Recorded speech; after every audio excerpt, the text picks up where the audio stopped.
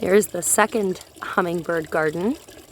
This one here is by the bunkhouse, kind of Jenny's nesting zone. So I have the fountain here set up. This was an incredible deal.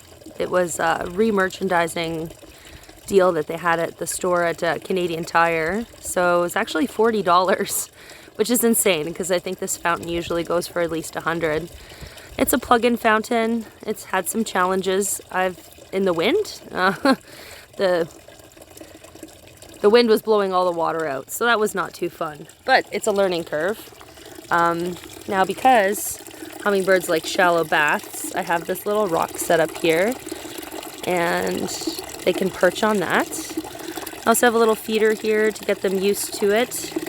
It's been draining. I don't know what's going on with the feeder. I don't know if they're sneaking it and having sips while I'm not looking, but that or somebody else. Not really quite sure. So this is the work I did here. I had to remove a lot of kind of the greenery that was on the edge here because unfortunately it was shading everything. You can see that greenery kind of right there. I left that there. That sage is blooming. I just had a hummingbird over here snacking on the firecracker and on the red salvia, which is so cool, so awesome.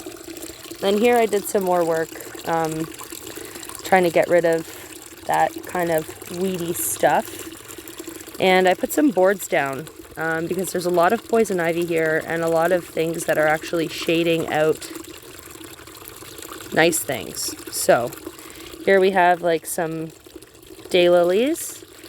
We got some rutabaga there. There's the ones that I did from seed. There's a coneflower right there. We got 5 poker plants, which are going to be so cool. We have a crossmina over there. It's doing very well. And these here are lilies. And then over here, I put a bunch of wood. Don't look too pretty, but I'm just trying to choke out these weeds, this thing, that stuff. It's everywhere.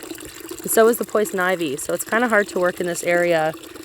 So I have to kind of move that aside so I can access it. So I'm only really working on this one half because over here, as you can see, it's got a lot of that greenery, which is fine. Like, it looks really nice. It's some nice cover. But it's a lot of work to dig this up. I digged this up in March before the poison ivy came through, and it was a lot of work. There's a lot of rocks in this bed.